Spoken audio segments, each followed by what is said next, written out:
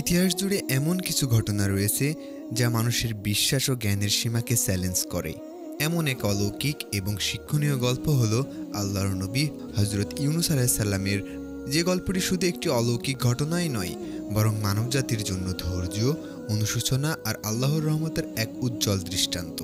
আজ আমরা সেই বিস্ময়কর যাত্রার গভীরে প্রবেশ করব, যখন একজন নবীকে থাকতে হয়েছিল এক বিশাল মাছের পেটে।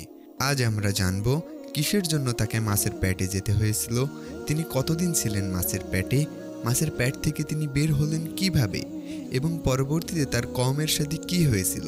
তাহলে চলুন শুরু করা যাক আজকের বিশেষ পর্ব, হজরত ইউনুস আলাইসাল্লামের মাছের পেটে থাকার সেই অলৌকিক ঘটনা এবং আল্লাহর বিশেষ নিদর্শন।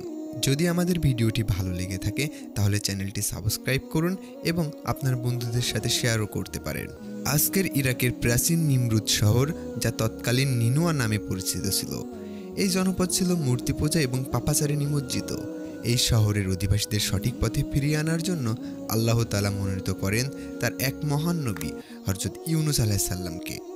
হযরত ইউনুস আলাইহিসসালাম আল্লাহর নির্দেশ অনুযায়ী নিনুয়ার মানুষকে এক আল্লাহর দিকে আহ্বান করতে লাগলেন।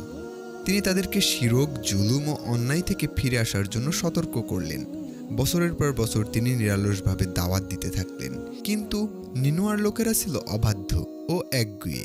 তারা তার কথা শুনল না, বরং তাকে উপহাস করতে লাগলো। তাদের অন্তর ছিল পাথরের মতো কঠিন। বারবার সতর্ক করার পরেও যখন তারা ঈমান আনল না, তখন ইউনুস আলাইহিসসালাম তাদের উপর আল্লাহর আযাবের হুমকি দিলেন। তিনি তাদের জানিয়ে দিলেন, যদি তারা দ্রুত তওবা না করে তবে নির্দিষ্ট সময়ের মধ্যে তাদের উপর কঠিন শাস্তি নেমে আসবে। দীর্ঘ প্রচেষ্টার পরও তাদের সাড়া না পেয়ে একসময় হতাশ হয়ে ইউনুস আলাইহিসসালাম আল্লাহর অনুমতি ছাড়াই তার কওমকে ছেড়ে চলে যাওয়ার সিদ্ধান্ত নিলেন।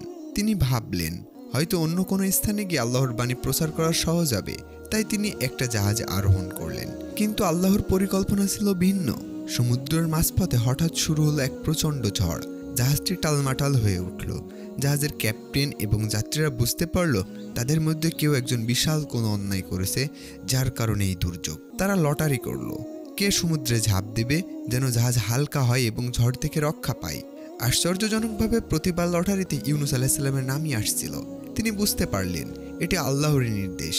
নিজের ভুল অনুধাবন করলেন। আল্লাহর উপর ভরসা করে তিনি নিজেকে গভীর সমুদ্রে নিক্ষেপ করলেন। আর ঠিক তখনই ঘটল সেই অলৌকিক ঘটনা। আল্লাহ তাআলার নির্দেশে এক বিশাল মাছ ইউনুস আলাইহিসসালামকে গিলে ফেলল। কিন্তু আশ্চর্যজনকভাবে মাছ তাকে হজম করেনি বা তার কোনো ক্ষতিও করেনি। আল্লাহ মাছকে নির্দেশ দিয়েছিলেন ইউনুসকে তার পেটে নিরাপদে আশ্রয় দিতে। সমুদ্রের গভীর অন্ধকারে মাছের পেটে ইউনুস আলাইহিসসালাম নিজেকে একাকী খুঁজে পেলেন। এই অন্ধকার সংকীর্ণ পরিবেশেই তিনি তার রবের কাছে একনিষ্ঠভাবে তওবা করতে লাগলেন। তিনি বুঝতে পারলেন তিনি আল্লাহর হুকুম না মেনে ভুল করেছেন। কোরআনে বর্ণিত আছে, তিনি এই দোয়াটি বারবার পাঠ করতেন, লা ইলাহা ইল্লা আনতা সুবহানাকা ইন্নী কুনতু মিনাজ জালিমিন। অর্থাৎ, আপনি ব্যতীত কোনো ইলাহ নেই, আপনি পবিত্র, নিশ্চয় আমি জালিমদের অন্তর্ভুক্ত হয়েছিলাম। তিনি অনুতপ্ত হলেন এবং আল্লাহর কাছে ক্ষমা চাইলেন।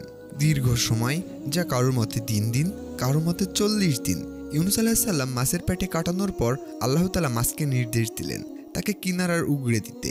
দুর্বল ও অসুস্থ অবস্থায় তিনি এক মরুভূমির বালুকাময় তীরে নিক্ষিপ্ত হলেন। আল্লাহ তার উপর একটি লাউ গাছ জন্মালেন। তার পাতা তাকে ছায়া দিত এবং ফল তাকে শক্তি যোগাত। সুস্থ হয়ে তিনি আবার নিনুয়ার দিকে ফিরে গেলেন। কিন্তু এইবার দৃশ্যটা ছিল ভিন্ন। ইউনুস আলাইহিসসালাম তার কওমকে ছেড়ে যাওয়ার পর তাদের উপর আযাবের মেঘ ঘনিয়ে আসার লক্ষণ দেখে তারা ভয় পেয়েছিল। তারা একযোগে তওবা করেছিল এবং আল্লাহর কাছে ক্ষমা চেয়েছিল। ফলস্বরূপ আল্লাহ তাদের উপর থেকে আযাব তুলে নিয়েছিলেন। যখন ইউনুস আলাইহিসসালাম ফিরে এলেন, তখন তিনি এক পরিবর্তিত নিনুয়া দেখতে পেলেন। 1 লক্ষের বেশি মানুষ ঈমান এনেছিল। হযরত ইউনুস আলাইহিসসালাম এর এই অলৌকিক গল্প আমাদের জন্য গভীর শিক্ষা বয়ে আনে। এটি আমাদের শেখায় আল্লাহর হুকুমের প্রতি অবিচল থাকা কতটা গুরুত্বপূর্ণ। এটি তওবা এবং আল্লাহর অসীম রহমতের শক্তিকে তুলে ধরে।